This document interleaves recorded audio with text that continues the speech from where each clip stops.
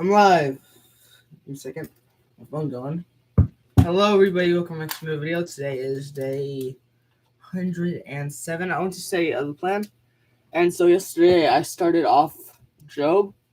And so that means today I'll be reading chapters 5 through 8 of Job.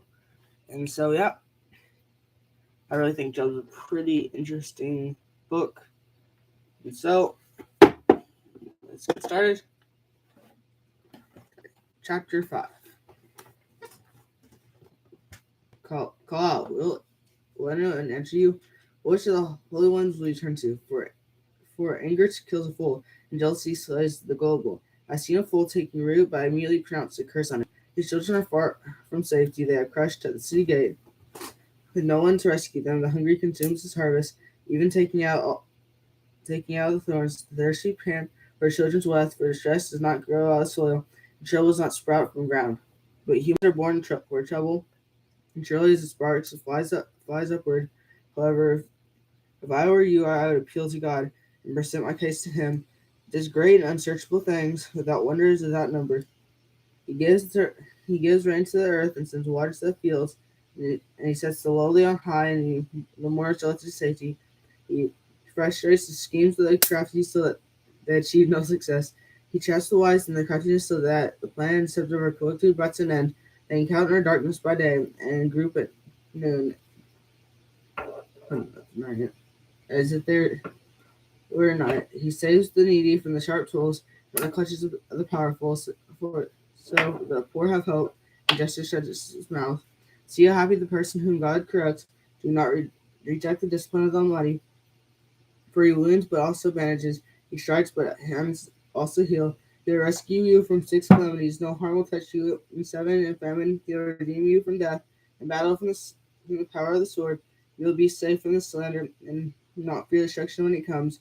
You will laugh at destruction and hunger, and not fear the land's wild creatures. For you will have a covenant with stones in the field, and wild animals will be at peace with you. You know that your tent is secure, nothing will be missing. When you expect your home, you'll know that your offspring will be many. And your descendants like grass of the earth. You will be approached the grave full full as a stack of sheaves is gathered in season. We have invested in this, and it's true. Here, understand that it's for yourself. So, second chapter for today, chapter 6. Job's replied to Eliphaz. Then Job answered, if only my grief could be weighed and that devastation placed with on scales, for then it would outweigh the sand of the seas. That's why the words are rash, that's surely the arrows of the Almighty have pierced me. My spirit drinks their poison, God's terror array against me. As a wild donkey bray over fresh grass, or a little ox over its fodder. It is bland food, eaten without salt, is their flavor and white eggs. I refuse to touch them, they are my contaminated food. If only I would request to be granted that God would provide what I hope for, and that He had decided to crush me to unleash His power and cut me off. It would bring me comfort, and I would leap for joy in unrelenting pain that I had not denied the words of the Holy One. What strength do I have? What should continue to hope? What is my future that I should be patient? Is my strength that of stone, or my flesh made of bronze? Since I cannot help myself, the hope of the success has been banished from me.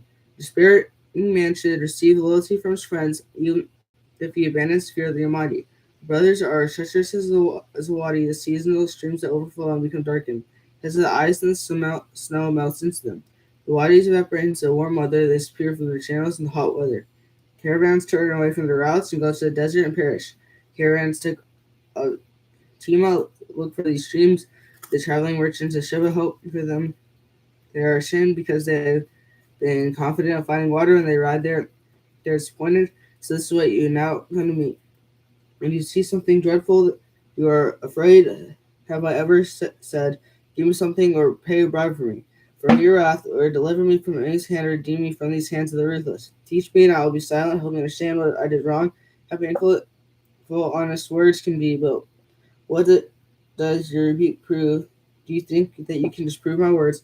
That your despairing man's words or win? No doubt you would cast lots for a father's child and negotiate a price to sell your friend. But now please look at me. I will not lie to your face. Reconsider. Don't be unjust. Reconsider my righteousness is still the issue.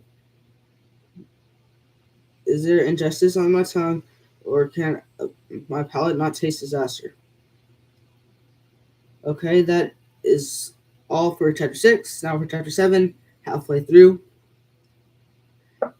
Is each person consigned to labor on base force on earth? Are not his days like those on a hard worker, like a slave? He longs for shame, like a hard worker. He waits for pay. So that I have been made into a harem months of fertility, and troubled nights have been assigned to me. When I lie down, I think. When I get up, when the evening drags on so endlessly, when I toss and turn until dawn, my flesh is clothed with maggots and encrusted with dirt. My skin forms scabs and then oozes. My days pass more swiftly than a weaver's shuttle. They come to end without hope. Remember, my life is but a breath. I will never again see anything good that I owe anyone who looks on me. Will no longer see me. Your eyes will look for me, but I will be gone. As as the cloud fades away and vanishes, so is one who goes down to Sheol and who never rises up again. He'll never return to his house, his hometown, and no longer remember him. Therefore, I will not restrain my mouth. I'll speak in English spirit. I'll complain about the bitterness of my soul. Am I the sea or sea monster that you keep me under guard? When I say, my bed will comfort me, and my couch will ease my complaint. Then you frighten me with dreams and terrify me with visions. I prefer strangling death rather than life in this body. I give up. I will not live forever. Leave me alone, for my days are a breath. What is it, you're human, that you think so highly of him and pay such attention to him? You expect him every morning and put him to test every moment. Will you ever look away from me or leave me alone long enough to swallow? If I have sinned, what have I done to you? Watch your humanity. Why have you made me your target so I become a burden to you? Why not forgive my sin and pardon my iniquity? For soon I'll lie down to the grave, but you'll eagerly seek me, but I'll be gone. Chapter 8, the final chapter for today. Gilead speaks. Then Gilead the Shahite replied, how long will you go on saying these things? Your words are a blast of wind. Does God pervert justice? Does the Almighty pervert what is right? Since your children sinned against him, he gave them over to your rebellion. But if you earnestly seek God and ask Almighty for mercy, then you're pure and upright.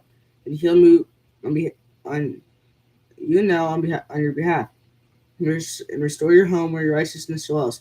Then, even if your beings were modest, your final day will be full of prosperity. For ask of previous generation, pay attention to what their fathers discovered. Since we were born on yesterday and know nothing, our days are on earth are but a shadow. That will they not teach you and tell you and not speak clear understanding? Does papyrus go where there's no marsh, or reeds flourish out of water? While still uncut shoots, will they dry out quicker than any other plant? Such is the destiny of all who forget God. The hope of the godless and perish. His source of confidence is fragile. What he trusts in is a spider web. He lands on the web, but it doesn't stand firm. He grasps it, but it does not hold up. It is a well-watered plant in the sunshine. His shoots spread up out of his garden. His roots will intertwine around a pile of rocks. He looks for a home among the stones. If he's uprooted from his place, they will deny knowing him, saying, I never saw you. Surely this is the joy of the way of life, yet others will sprout up from the dust. Look, God does not reject a person of integrity. He'll not support evildoers. Yet he'll fill your mouth with laughter, and your lips will shout with joy. Your enemies will be clothed with shame, and tents of liquid will no longer exist. That is all the reading for today. It's under 10 minutes. I never really explained this. If the reading I do, if I finish reading like before 10 minutes, like before like pretty close to 10 minutes, I'll try to read one more chapter. And since Job's pretty interesting, I'm going to read one more chapter. Job replied to Bildad. Then Job answered, yes, I know what you said is true, but how can a person be justified before God? If one wants to take him to court, he cannot answer God once in 1,000 times. God is wise and all-powerful, who has opposed him and come out unharmed. He removes mountains without their knowledge, overturning them in his anger. He shakes the earth in its place so pillars tremble. He commands the sun not to shine, seals out the stars. He alone stretches out the heavens and treads on the waves of the sea. He makes the stars, the Beta Orion and Pleiades, and the constellations of the southern sky. He does what is great and unsearchable things, wonders without number. If he passed by me, I wouldn't see him. If he went by, I wouldn't recognize him. If he snatches something, who can stop him? Who can ask him, what are you doing? God does not hold back his anger. We have assistants cringe in fear beneath him. How then can I answer him or choose arguments against him? Even if I were in the right, I could not answer. I could only beg my justice for mercy, and when I summoned him, and he answered me, I did not believe he would pay attention to what I said. He batters with me in a whirlwind and multiplies my wounds without cause. He does not let me catch my breath, but fills me with bitter experiences. If a matter of strength, look, he is the powerful one. If a man of justice, who can summon him? Even if I were in the right, of my own mouth would condemn me. If I were blameless, my mouth would declare me guilty. Though I am blameless, I can no longer care about myself. I renounce life. It is the same, therefore I say, he destroys both blameless and the wicked. When catastrophe brings sudden death, he mocks the despair of the innocent. The earth is handed over to the wicked. He blindfolds its judges. If it isn't he, who is it? My days fly by faster than a runner. They flee without seeing any good. They sweep by like boats made of papyrus, like an eagle swooping down on its prey. If I said I'll forget my complaint and change my expression, smile, I'd still live in terror of all my pains. I know you'll not acquit me, since I was found guilty. While I should struggle in vain? I will wash myself with stone, cleanse my hands with blood, then you dip me in a pit of mud. My own clothes despise me, for he is not a man like me that I can answer him, that we can take each other to court. There is no mediator between us. So lay a hand on both of us. Let him take his right away from me, so that terror will no longer frighten me. Then I would speak and not fear him, but that is not the case. I am on my own. There we go. That is all the reading for today now. So it starts out in chapter 5 and continuing off with chapter 4, talking about Eliphaz, I think I say his name.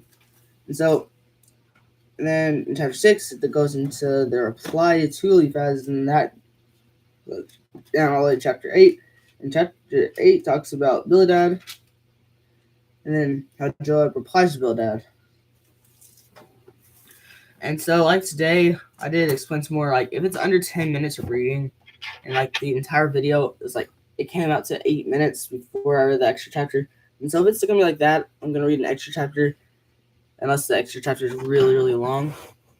And that's probably how it's gonna be in Psalms too. In Psalms, some days that there's really short chapters, I might read a bunch, because like the normal time for me to be reading is like 20 minutes, or it was 20 minutes. Now it's more like 15. But anyways, I hope you've had an absolutely amazing day so far. Have an amazing rest of your day. Remember, God loves you, and goodbye.